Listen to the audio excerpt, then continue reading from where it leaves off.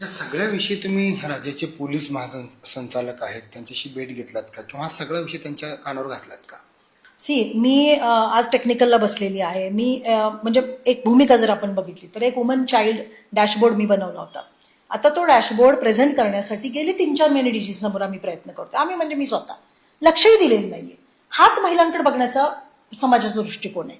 जसं की कोल्हापूरमध्ये मी एक व्हॅन सुरू केली होती ज्याच्यात कोल्हापूरमध्ये मला इतक्या मुलींचे मेसेज यायचे की म्हणजे मला आश्चर्य वाटलं.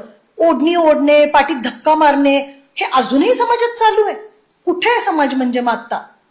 आणि आपण म्हणतो की लाडकी बहीण आपण सपोर्ट केला, लाडकी बहीण. अरे त्या लाडक्या बहिणीला सपोर्ट, आम्ही पण लाडक्या बहिणी व्हायला पाहिजे का नको? आम्ही आज दोडक्या बहिणी फील करतोय स्वतःला. आम्हाला पण लाडक्या बहिणीचं नाव सांगून इकडे महिलांना मदत करतं, परंतु ज्या सेवेत आहेत त्यांना मात्र मदत होत नाही. अहो कसं आहे की सेवेत असण्या नसण्याने आमच्या अस्तित्वात काही फरकच पडलेला नाहीये. आमचं अस्तित्व आजही एक बाई म्हणूनच आहे. समाज आमच्याकडे तेच बघून बघतो की अडचणत आहे, कटकट आहे. काय कटकट केली आम्ही तुमच्यासाठी? आणि हे तुम्हाला सतत तुम्ही बाजूला आम्हाला ढकलण्याची जी तुमची मनोवृत्ती आहे ती कधी बंद होणार?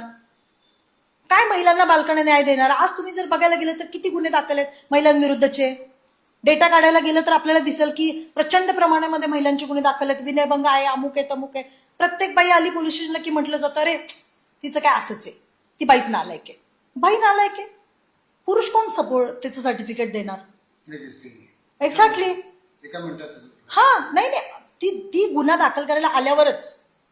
आता एका महिला अधिकाऱ्याने मला सांगितलं की तिला HQ पोस्टिंग दिलं. HQ पोस्टिंग दिल्यानंतर तिच्याकडे बदल्या होत्या. बदल्या असताना तिला असं सांगितलं गेलं की तुम्ही महिला असल्यामुळे बदल्यांचं तुम्हाला जमेल का नाही बघा. DCP आहे ती. इमॅजिन करा, बदल्यांचं तुम्हाला जमेल का नाही ते बघा जरा, दुसऱ्या पुरुष अधिकाऱ्याची मदत घ्या.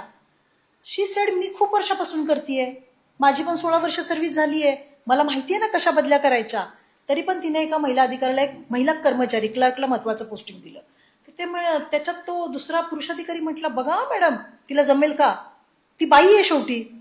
अरे बरं, तिने ह्याच्या आधी मोठं क्लर्कचं पोस्टिंग पुण्यात केलेलं आहे.